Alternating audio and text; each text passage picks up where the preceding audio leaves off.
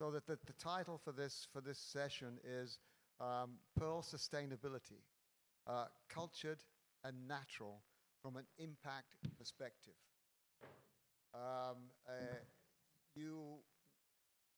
Because of the manner in which we yesterday gave our reports on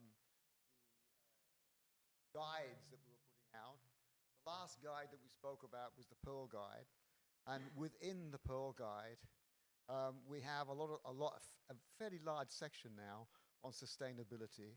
But we also built into that section is our impact scenarios for different countries around the world, which I briefly mentioned, but there was so much going on. Probably no one really remembers what I said there. So this is an emphasis of that. On the stage we have Nora, very well known to us all, and Pierre, and online we have George Kakuda, I think. Kakuda, where is he? No? Yeah, I'm right here. Okay. And we have Dr. Rebecca Koss. Yes? Oh, wonderful. That's great. Thank you very much. Good morning. The titles are all on there, so I don't need to repeat them. It's absolutely wonderful. So we'll get straight into this. We have apologies, though, I must say. We were hoping to get Jacques-Christophe Branelak online as well. But as usual, he's one of those guys that you need to put lead weights around his ankle to be able to get him to stay in one place for more than a few minutes. And unfortunately, he's traveling and probably on an aeroplane somewhere and can't come in on this occasion. But he does send his best wishes. And if anyone has visited the Julma farms in the Philippines, one can visualize his mind, because that is an incredible example of how sustainability works, not just in terms of the pearls and the mollusks, etc., but the support of the local communities that they've developed there. And so overall, it's a wonderful product. When I look at I'm repeating something that a lot of people have said over a long period of time. The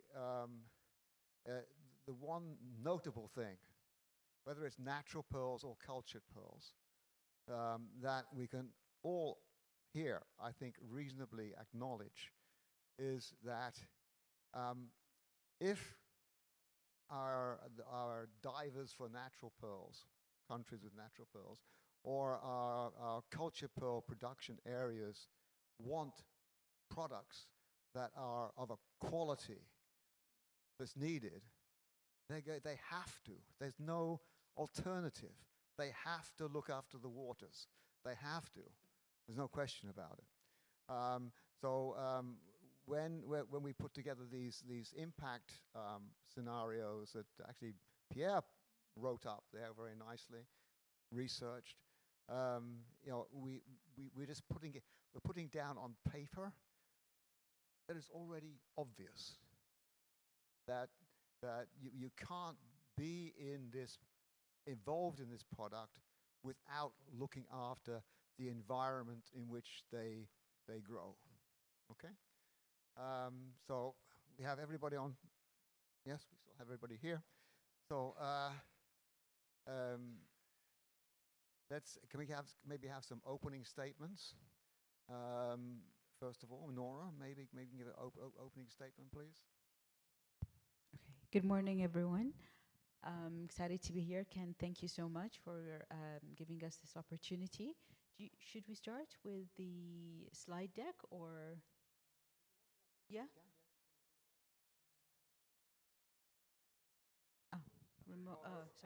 Sorry. Okay, thank you. Okay, I've never used one of these before. Okay, there we go. So we just put together a few slides about, when we talk about sustainability and pearl beds. So we've just been doing a bit, and I just wanted to share a few thoughts on what we've been doing. So during the COVID pandemic, of course, the whole world came to a halt, and we got bored. So our team of researchers started to think and wonder. It's been a couple of years since the introduction of the national plan to revive the pearl sector, and they wanted to measure the impact of the pearl licensing has been on the natural pearl beds. So the team started diving around Bahrain and focused on the area in the north, on the north of the island, and started conducting analysis of the pearl beds there. Now, against that, they were monitoring numbers against a research that was done in 2012, and started to assess and see what impact has the pearl licensing have had on the pearl beds. We just completed this research took around 4 years, and we are in the process of launching the final report. It's going to be launched in the next 2 weeks. And I just wanted to share a few snippets of what we found out. First of all, what they were looking at is the abundance of and density of pearl oysters. They started looking at the population size structure, at the pearl yields, we came and we noticed that there was a variety of pearl oyster species, more than what we thought we had in Bahrain, and of course the water and sediment quality. Now, the key findings is that, and again, the research is going to be published, or let's say among stakeholders in 2 weeks. But there was no significant signs of depletion, and we can talk about that. No significant signs of depletion. There was a shift in the population size structure and distribution. Pearl yield remained consistent. Water sediment quality, again, remained stable. Based on that, the team has had a set of recommendations. The summary of, and again, these are the important points, is that we wanted in the next cycle, so again, it's going to be another around 4 years, we wanted to expand the survey area, so not only focus on the northern pearl beds, but conducting the study around all the different pearl oyster beds around the islands of Bahrain. We want to increase the number of surveyed sites. We want to conduct genetic sequencing.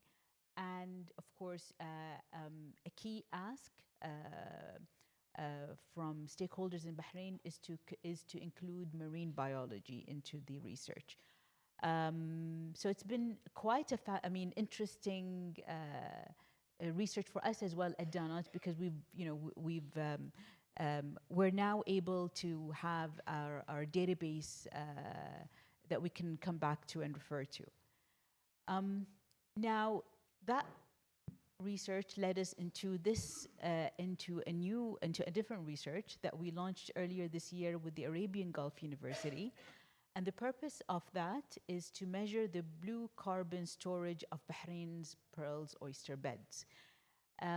This is being done as we speak, so unfortunately I don't have much to say. The data is being collected as we speak, so we don't even have any preliminary data. But the motivation behind this is to quantify the impact of the pearl oyster ecosystem on and the impact of climate resilience on the pearl oyster ecosystem. So, and again, the other thing is that I think ultimately with this type of research, we'll be able to integrate scientific research with sustainable economic studies. So this is still starting. I don't have much to say about, but I just wanted to share. Hopefully by next year, by the next Congress, we'll have more to add to this. Thank you, Nora. Is Rebecca there? I am. Oh, wonderful, wonderful. Can I ask you, please, Rebecca from Paspali, a wonderful pearling company, can you give us an opening statement, please? Of course. Well, thank you very much, Ken and Pierre, for organising this morning's session at CIBJO, and also the opportunity to contribute to the uplift of CIBJO's Pearl Guide. It was a great opportunity to work with Pierre and update the information in that guide. I was going to share my screen, but unfortunately, let's see, just have a quick see if this works. Please let me know if this is okay and working for everybody.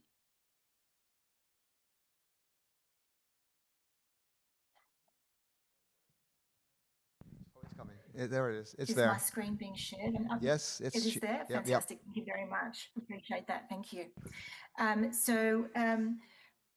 Last year, Paspali Pearling Company launched its Pearl Stewardship Sustainability Strategy, and it's a 6-year journey to really address the key sustainability challenges in a very rapidly evolving world. I'm going to give you a bit of a higher level overview of this sustainability strategy, but very briefly for those who are not familiar with Paspali Pearling Company, it was established in the 1930s, about circa 1930s, sorry, by Nicholas Paspali Sr.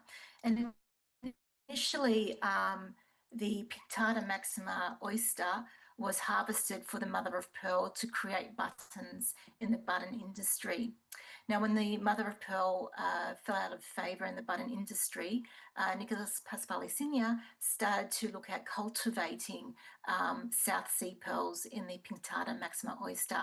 And over the decades, that information and knowledge has been grown by Nicholas Paspali Jr., and it allows Paspali to be one of the leading companies globally today in the development, but also the production of high quality South Sea pearls that are really coveted in the high luxury jewellery market.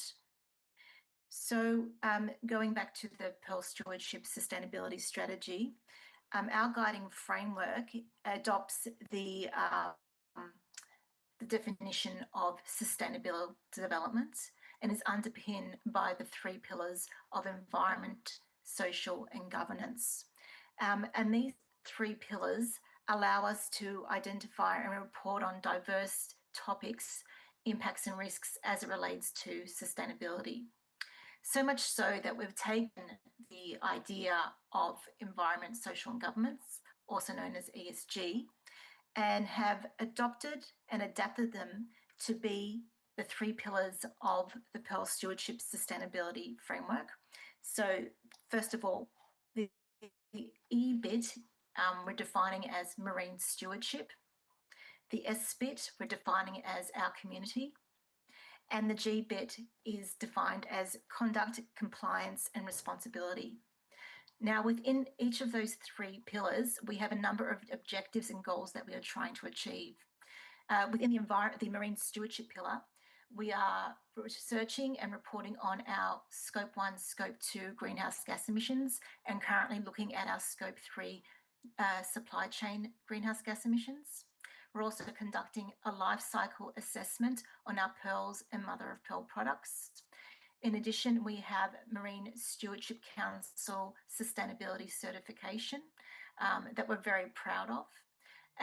And also, we are also conducting some interesting programs like marine debris cleanup programs with the Dambi Mangari Aboriginal Corporation in the Kimberley region of northwestern Australia. Within our community, that looks at how we work internally within Paspali, but also externally with our key stakeholders. So internally, we look at things like creating a safe and respectful working environment.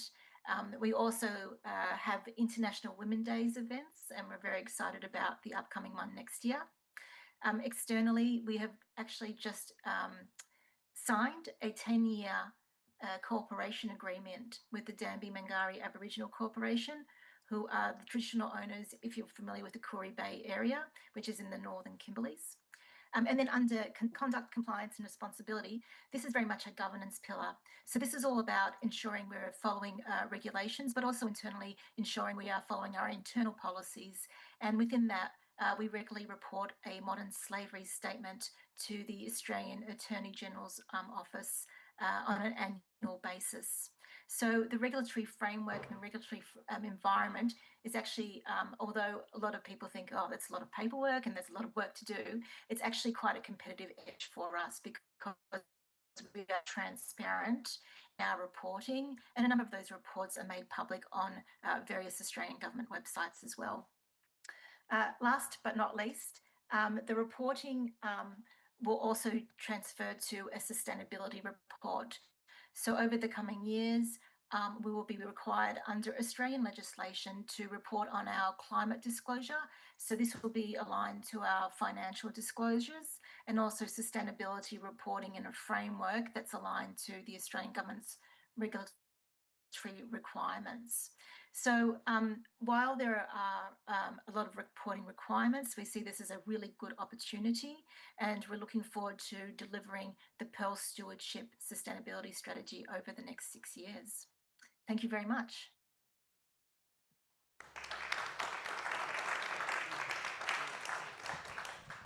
Oh, thank you, Rebecca. That was that's wonderful, and thank you again.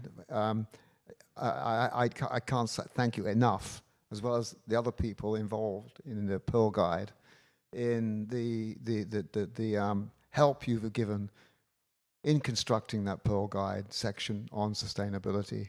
It is now an integral and most important part of the Pearl Guide, and thank you so much for the contribution there. Can I move on now to George Kakuda? We have him online. Yes, George. Yes, I am. Oh, wonderful. Can I? Do you have a presentation? Yes, I do. Okay. Can I ask you then for your opening statement and see if we can get his presentation up? Sure, of course. Can I Share Can you- screen. Yeah.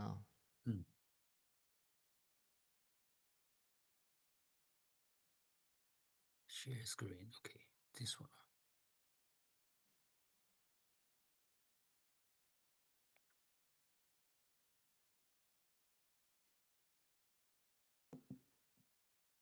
Excellent. Okay, thank you. Um, so let me thank you for letting me be here talking about what we are trying to do in Japan. And let me start with our organization's introduction, Japan Pearl Exporters Association. JPEA is an organization with an 80 years history. In Japan, there is also the Manufacturers Association and the Farmers Association and the Japan Power Promotion Society, JPPS, is the industry group that binds all the association and set the overall directions. As you know, the cultivation, the skill of spherical pearls were developed in Japan. This skill that has been practiced for 120 years have brought revenue and employment to Japan's poor coastal villages. It has also spread out around the globe and now bringing revenue and employment to the world's coastal area. Cultured pearls have been commercially produced in Japan and supplied to the global market from early years. Those associations were formed for production and distribution to conduct operation of this industry in an orderly manner.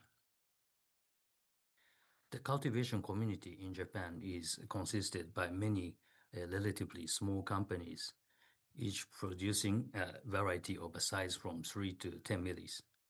Another distinctive feature is that these pearl farms are relatively close to the residential area, and therefore it can be discarded as the environment being shared between pearl farmers and the residents.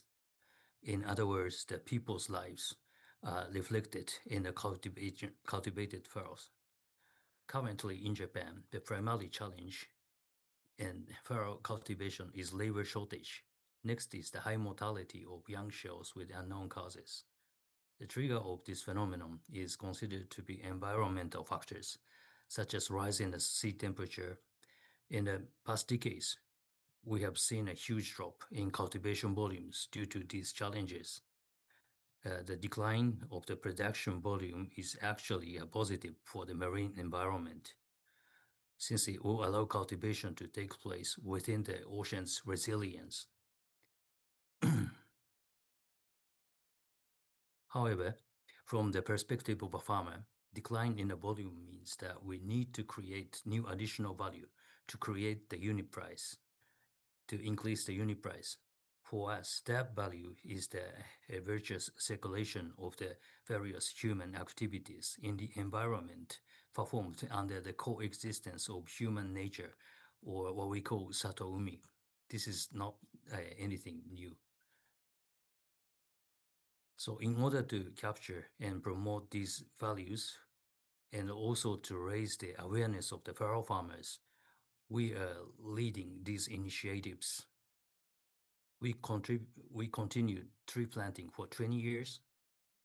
Without the high productive forests rich of nutrients, the sea cannot be enriched. This understanding pushed us to start this activity, composting. This is about the engaging in promoting the circulation of the nutrients among the woods, forests, rice paddies, and even the farrow farm waste. Beach cleaning workshops. Many city residents participate in our activities. This event allows farrow farmers and people with a high sustainability awareness to interact, which then becomes a trigger for the farrow farmers to change their mindset.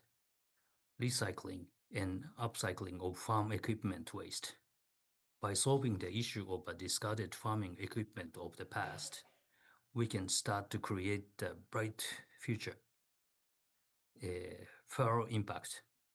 We are attempting to make our activities more visible to the market and gain support by translating our actions into numbers.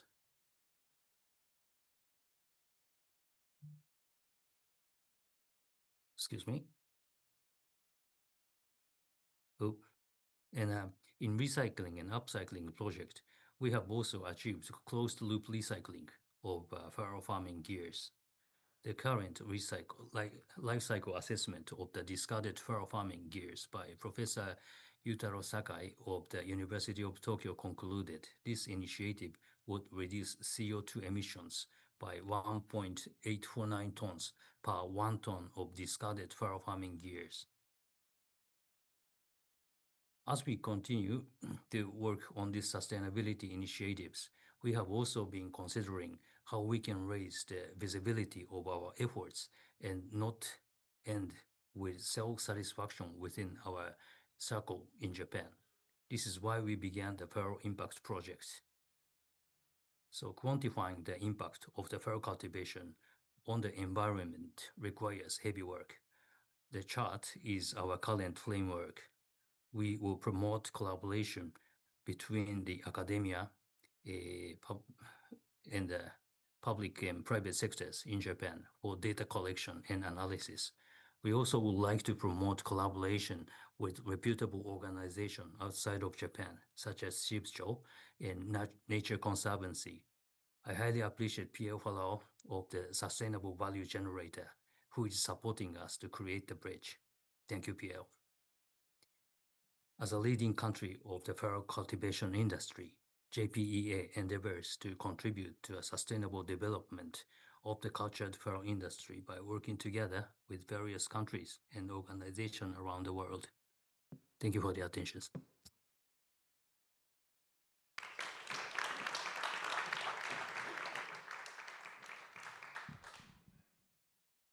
Thank you, George. That was an excellent explanation of your progress towards sustainability. Thank you. Thank you. Can I now turn to Pierre and ask him to make his opening statement, please? I'm going to try to catch up with all those distinguished panelists. First of all, thank you, George. It's a pleasure working with you. Before I start, and maybe we can put my first slide up, guys. I wanted to thank Gaetano and Bernadette for giving or providing a window for pearls today. I know we've been talking about that in Shanghai last year, and you caught me a bit off guard. I said, how come there's nothing about pearls? And said, why don't you do it? So, typical Gaetano style. Thank you. So here we are, and I'm going to try to connect the dots. As you probably know, pearls are harvested or have been harvested in a variety of countries. As you see, we have somebody from Australia, somebody from Japan. So the technique of pearl cultivation have been disseminated worldwide, involved a lot of different cultures. Absolutely. And part of the challenge that we face is to really work collaboratively. I also want to thank, before I start, Ken and Tom Moses, who couldn't be here today, because they've been actively supporting the work we're doing, which we, well, call collectively Pearl Impact, for the past 5 years. It all started as a conversation late at night, and both Ken and Tom had, well, a similar vision as Gaetano, which is I shared my frustration of the lack of time, the lack of funding sometimes to pursue that quest of demonstrating that pearls, when properly cultivated or harvested, can be net positive. And same stories with Gaetano. They said, well, why don't you just do it? Okay, I'm going to pack about 5 years of work in 5 minutes, so bear with me. I'll be here for the next hour. If there are things that I skip, I usually do that. If I'm going too fast, ask me to slow down. Here we go. You probably know that quote from Ralph Waldo Emerson, which says, "It's not the destination, it's the journey." This is a quote that fits perfectly Pearl, as we all believe that they're the result of what the mollusk experience over a variety of years. That's what George was explaining. That's what Rebecca was explaining. Essentially, what the mollusk, where the pearl grows, experience is reflected in its physical attribute. The challenge of what we're trying to do is to demonstrate that there's more to a pearl. In the same fashion, there's more to a person than the way they look and feel. There's a whole story, there are people behind, there's nature behind. So we believe that we had, as an industry, to demonstrate that not only pearl could be inherently sustainable, but that we had the duty to measure that impact, both the good and the bad. So we started, I think most of you were there when Sandra yesterday explained what a life cycle assessment consists of, how you break down a process, you identify opportunities and risks, map out an action plan. So we started by breaking down the different steps that it takes to, and we applied that to marine pearl farming. You can see 11 steps. I'm not going to go in details, but again, I'll be here for the next hour, and I can go on and on for days on the topic. But it's all starting by finding oysters, apply a technique to trigger the formation of a gem, harvesting it. That process can last up to 4 or 5 years, during which oysters are filtering water, extracting nutrients, during which you're utilizing gears, which, if you do it properly, may have a positive or negative impact. Every little basket you see hanging there can become shelter for biodiversity. And the challenge was, in a moving environment, to actually measure the good and the bad. So we sort of summarized our approach on the back of a couple of life cycle assessments that we performed in Australia. Little did we know another one was happening in Japan at the same time. But the framework we sort of adopted, or we tagged along in partnership with the Nature Conservancy, is called regenerative aquaculture. You're probably familiar with the concept when it's applied to agriculture. Essentially, it means that if you look after your people and soil, you have a chance to be more productive over time. It is a bit like going backward in history. It's doing what our ancestors were doing, but applying it at scale. So the impact, as we mapped it, was broken down in 4 pillars: climate change, water quality, biodiversity, and livelihood and resources. So that's the social element of the activity. And as we explored a variety of framework applied to sustainability, we came to realize relatively quickly that the social component has been extensively studied, and a lot of publication were available on the topic. So we opted to really focus on nature, which is really what a mollusk translates into a pearl. This is a summary of some of the findings that we came up with. So as I was saying, we did not disregard the livelihood and the social component, which is focused on water quality, biodiversity, and climate change. The challenge or the demonstration we're trying to make is that the accumulated benefit or services to ecosystem of mollusk inside a marine pearl farm largely offset the negative impact of climate change. What that means is every single oyster filters a certain volume of water and extracts what we call phosphorus and nitrogen for free without requiring any mechanical activity. And at the same time, both the mollusk and the infrastructure of the farm become shelter and ground for fish to proliferate. So it essentially increases the abundance and diversity of marine life. Those two, there are a variety of techniques. I'm not going to bore you how we do that, but because it's impossible to compare apple and oranges, we can't say that more fish is more important than extracting phosphorus and nutrient from the ocean compared to an emission profile.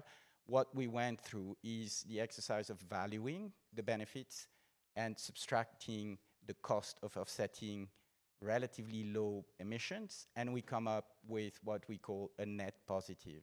So the example you see there is applied on a particular species of oysters at a certain density level, and essentially what we, not me, obviously, I'm no scientist, but what the team did was to value the nutrient extraction over $6,000 per hectare, an extra $2,500 of additional catchable fish. So the difference is between the same site without a farm and the site with a farm, and that largely offset what it would cost to offset the carbon emission, which are primarily related to energy consumption and fossil fuel in isolated area. This is a little bit of a theoretical exercise. So what we're doing now and what we're engaged with George in particular is to apply that formula to every single species used to produce pearls under the sun. And given that there are variation based on water temperature, location, depth, methods of pearling, we need to run a variety of pilots before we can actually claim being a net positive gem. Now, none of that would be relevant unless we can bring that story all the way to the end consumer.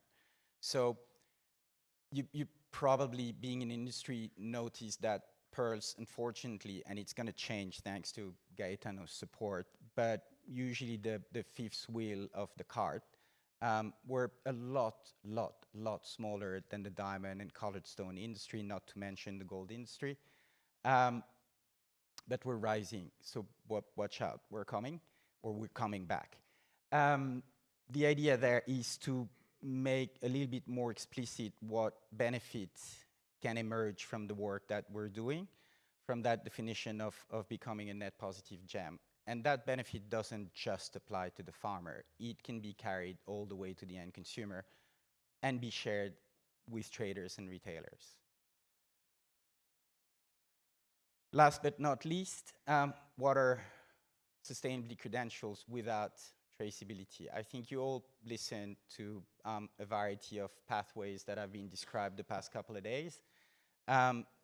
We decided to go a little bit beyond the science and basically aggregate both and explore the variety of traceability solution applied to pearls. We can't use the same method as for diamonds. It's a bit delicate. Some people say it's a crime to engrave something on a pearl. You shouldn't touch nacre. It's a little bit like a tattoo. Culturally speaking, it's not always acceptable.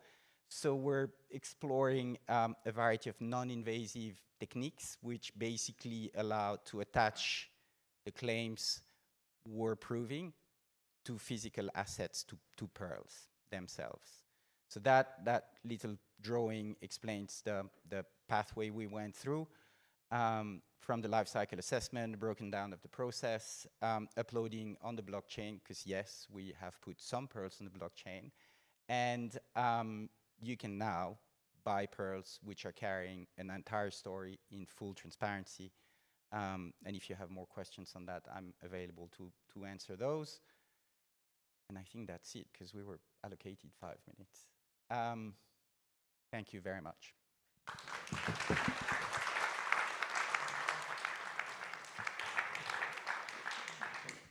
Thank you, Pierre. I find it a little refreshing. After we sit back over the last few years and been listening to presentations about ESG, et cetera, et cetera, et cetera, I find it a little refreshing to sit here and listen to specific examples of how those concepts are being taken on board, dealt with, and eventually finding their way through to the story of pearls given to the public. So yeah, I really. By the way, almost all of this is Pierre's idea. So a big thank you there. Thank you very much indeed. Gaetano wants to say something. He wants a second session.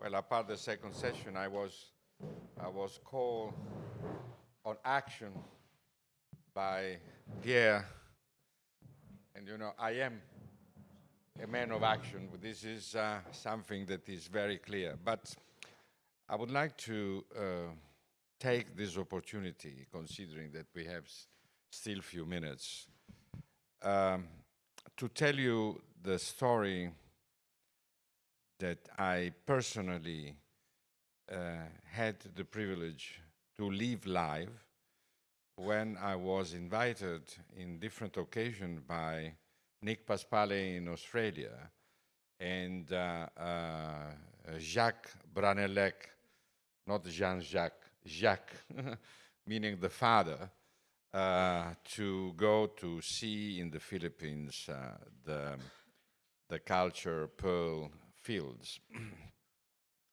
I was really impressed because this happened a decade ago, maybe more, when we were in the middle of developing old principles of sustainability. At that time was still the Sustainable Development Goals, and it was the Millennium Development Goals and then the Sustainable one. So it was before the Sustainable one. I can never forget I arrived in Darwin and we went by seaplane in the middle of the ocean. We landed on the sea, if I can use the word landed on the sea. Yeah, bump is more correct. And we went on a ship. And then the day after, we went to visit all the different, let's say, working ships. And we went to visit all the lines of pearls that Pierre showed us like that, but 4 kilometers. And let's say the factories, and this happened both in Australia and in Indonesia. And the factories, let's say those boats factories, with incredible experts, and I saw what they do.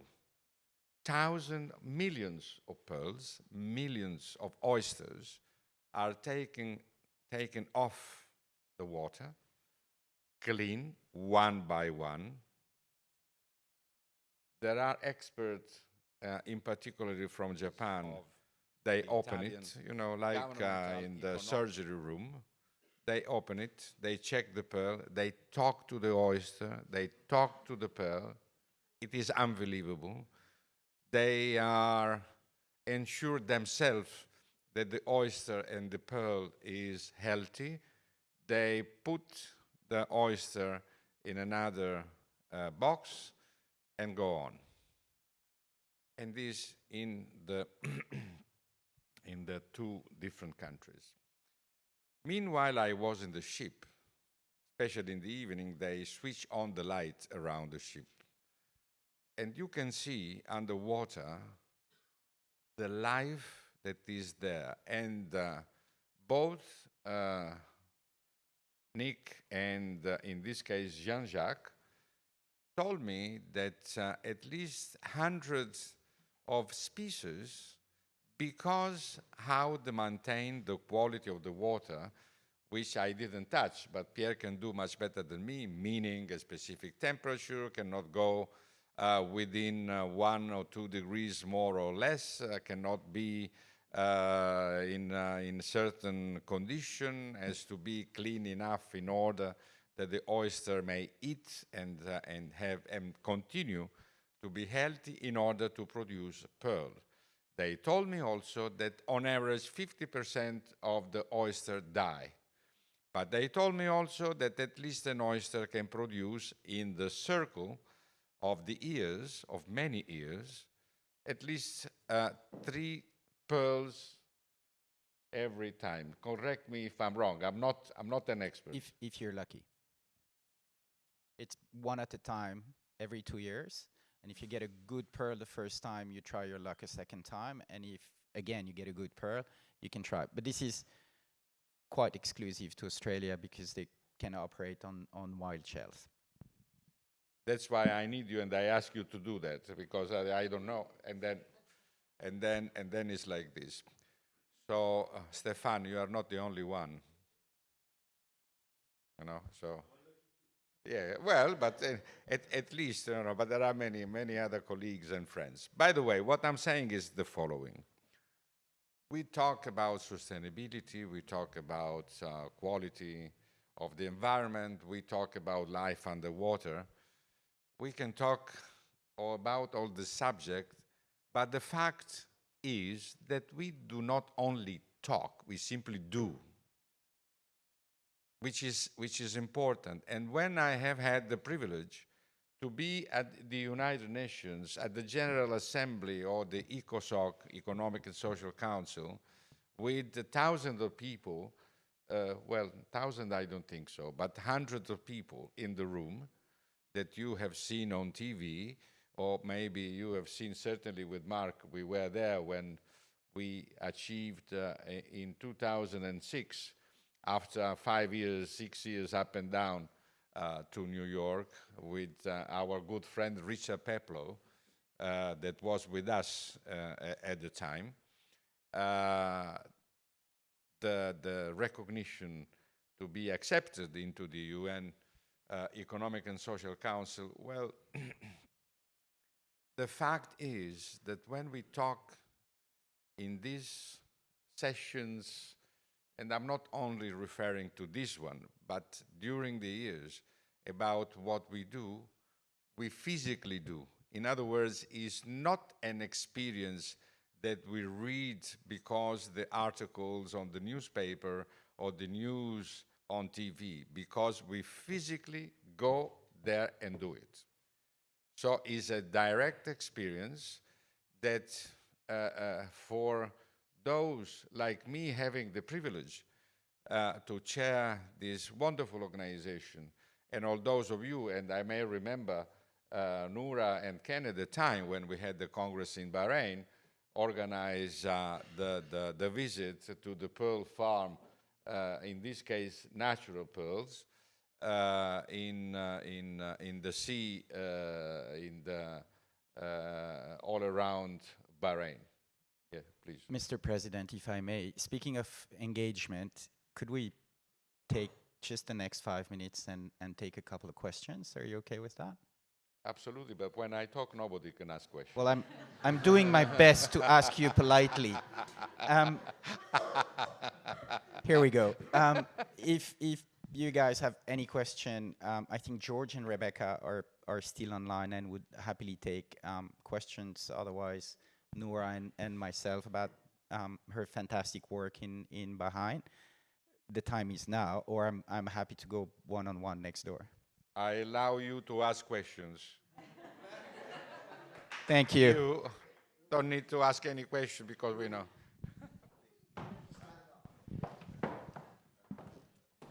Grazie. Thank you. Wonderful panel. Noura, the question is for you. Is the outcome of the research that is being done in Bahrain at the moment will enable international companies to buy carbon credits on natural pearl fishing? Yes, this is something that we are considering and working on.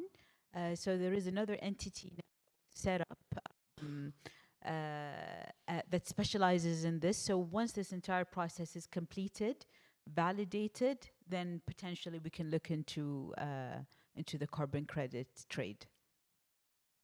Thank you. My question was, how many years down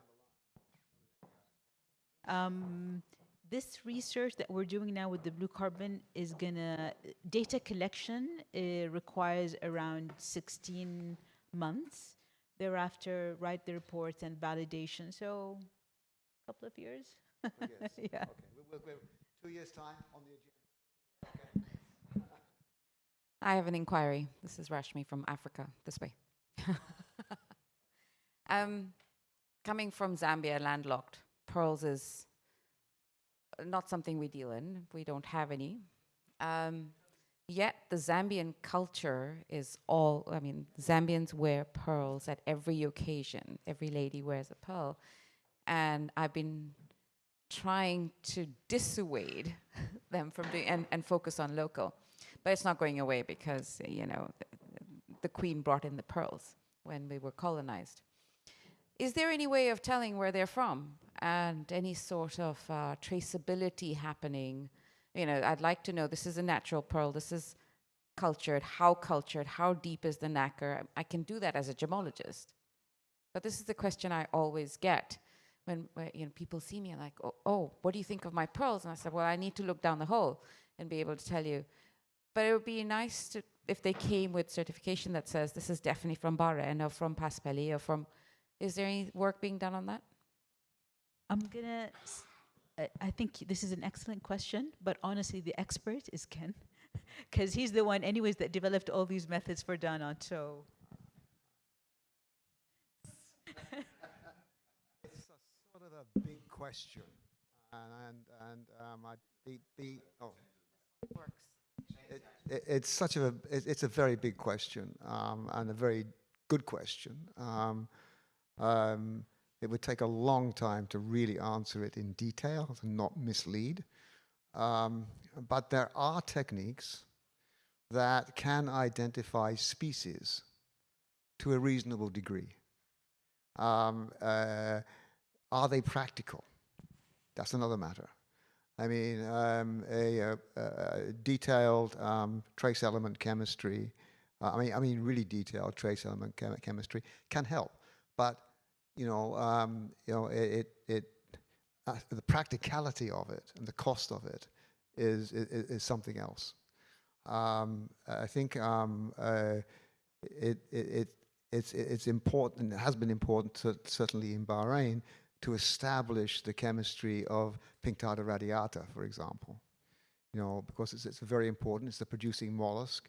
If we can align the producing mollusk with the pearls, that's a huge step forward. We have been able to do it. But again, we don't do detailed chemistry on every pearl. So it's just not practical. There have been on the cultured side, companies such as Paspali, for example, that you do have a chain of custody there, and in Julmer as well, the two that we've been talking about, and certainly in some cases in some of the Japanese producers as well. There are many, many more Japanese producers. I mean, there's a lot of pearl farms in Japan. We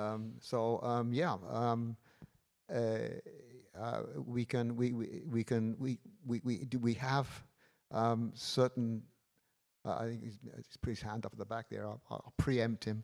There are traceability solutions that have been produced, But again, then they are in their infancy, and not everybody is applying it. So when you've got a whole mass of pearls out here, and you want to find out which one was which, unless everyone's using traceability solutions, or everyone's using trace element analysis, or everybody's doing this or no, there is going to be a lot of uncertainty in identifying where the pearl has come from, the type of mollusk it's come from, etc. Sorry. I was just thinking, like, with the emeralds and the tagging, the DNA tagging that Gublin does. Yeah, no, that's, and again, as I said a moment, they are in their infancy, Yeah. and it is being done with certain pearls, but it's not something that is universal that you can rely on at this point in time. Hanko had his hand up. One sec, I had a comment, Ken, because you said something. You said how refreshing it is to talk about examples today, here, back row.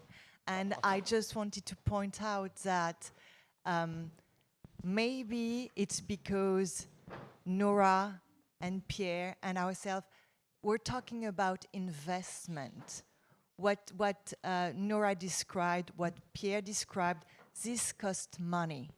If you do a blue carbon analysis, if you do a life cycle analysis of pearls, you need to pay for researchers to do that. So we can talk a lot, but at one point, if we want to see data, if we want to see business cases, if we want to see results, we have to spend money on that. So I just wanted to make that crystal clear. So GIA, we contributed to peer research. We're always willing to contribute to any research to make sure that you and Gaetano, you will continue saying, oh, how refreshing it is today to talk about examples. Thank you. Thank you for the statement. That's exactly what we want to hear. She's in charge. Yeah, absolutely, yes. Yes. May I? No, Daniel's before you, and then Hanko. Sorry. Please. Very quick, though. Daniel, very quick. Very quick. I try to be quick, Ken. Please.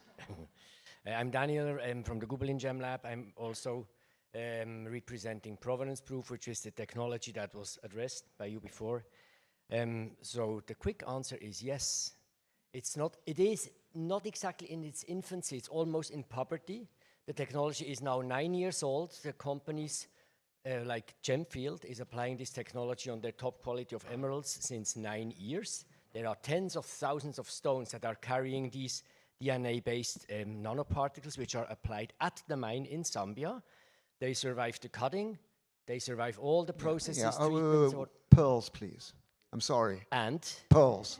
And now stick to it, please. The next step, what we have, the next achievement that we have, it's now applied on melee diamonds. So everybody that claims, oh, it can only be done on expensive stones, it's not true. KGK, Dayaraf have applied it on melee diamonds. Pearls, please. And pearls. now we are working together with Pierre on a pilot. It needs a pilot on any new material. And so we're just setting up the pilot to test how it can be done on pearls. Thank you, Ken, for your patience. Thank you. I'm so sorry.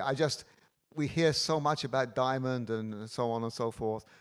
We're talking about pearls today, so please, thank you. Hanko, pearls, yes. Please. Maybe, yeah, what I would like to ask is, can you give us maybe a little bit more information on to what extent the pearl farmers really suffer from or are challenged by climate change and the rise of temperatures? The short answer is anything in the ocean above 30 degrees dies. So anything that impacts the surface temperature of the ocean has an impact on the metabolism of oysters. So we're not just talking about the ability of making pearls, we're talking survival. So the whole industry, and it's been believed for the past few years, has been on the brink of disappearing. Now, this said, just like we evolve, mollusks evolve. So the challenge, besides producing beautiful pearls, is how we can make them survive. So the variety of techniques you can apply, you can cultivate deeper, you can relocate your farm, but it's not easy because it's a lot of infrastructure to move. But we're directly affected on a daily basis by those, let's call it climate change, not global warming, because that one has been contested. But yes, there's a direct impact on survival of the mollusk. How much time do we have, Mr. President? So let's close the door, because as Joanna was saying, we need money. So how about we start an auction? Who would like to support research on the pearl industry? I'm just kidding. But you can come to me. I'd be glad to ask you what we need and how we can proceed forward. The work we're doing collectively as an industry can be carried all the way to the end consumer. We can get you involved. We can share that stories. Every single farmer I've met is passionate, just like you are in your own respective industry. The difference is most of the time the background we have to share looks naturally really good. And it's a really easy story to share with your clients. So join us, don't be shy, ask questions. And once again, Gaetano, thank you. Bernadette left, but I'll find her. I'll find her somewhere. That's it.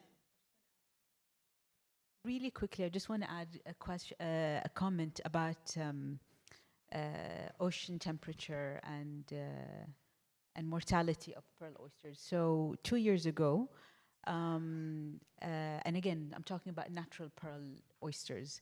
The GCC, first of all, is, I believe, one of the hottest water bodies on planet Earth.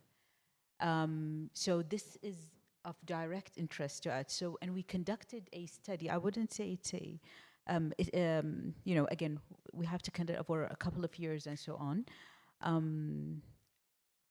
But Bahraini oysters live up to 37 degrees. So, and again, because again, I think the oysters, just like you said, are resilient. They're used to the hotter seas in the Gulf. But so far we've seen, again, I think the beauty about pearl oysters is that they're resilient. I just want to add one very important factor here, because we tend to focus on Pacific Ocean scenarios, and it's true. If you walk into the waters around Bahrain, it's like walking into a warm bath. So it is, but what is also important to understand is the resilience of Pinctada radiata. I mean, it has been in these waters for over, from a historic perspective that we can measure, and beyond that, it's been fished for over 4,000 years. So the one species has been fished around the Bahraini waters for over 4,000 years. That's what I call sustainable. You know, so it is. You know, water temperature is quite hot, but it works. But it's different in the Pacifics. And Surface temperature. Yeah. Okay. Thank you very much. Can I just finish up with one very brief statement here? I want to thank all the people that have made presentations. Wonderful. I think we have a fantastic industry. We have not addressed, for example, one of the biggest producers of pearls, the Chinese operations. There have been a lot of sort of negative statements over the years, I would say, truthfully, about Chinese freshwater production scenarios. what I can say is from a lot of conversations we've had over the last couple of years, that has changed. And the Chinese producers, through, I guess, a little bit of government pushing and shoving, have really cleaned up their act. And the quality of the pearls coming out, consequently, as we've been talking about, the quality of the freshwater pearls coming out have increased substantially. So look after the waters, look after the people, and the product takes care of itself. So I want to thank everybody for listening to this. Thank for the panelists again. Thank you, Pierre, for your wonderful work. And please, when I hope the board will allow us to publish the Pearl Guide, hopefully in the very near future, I would encourage you all to download all 267 pages of it. But take a look right at the beginning. We put it right at the beginning, the Pearl sustainability and these scenarios that we've been talking about today. So thank you all very much. Thank you, Gaetano.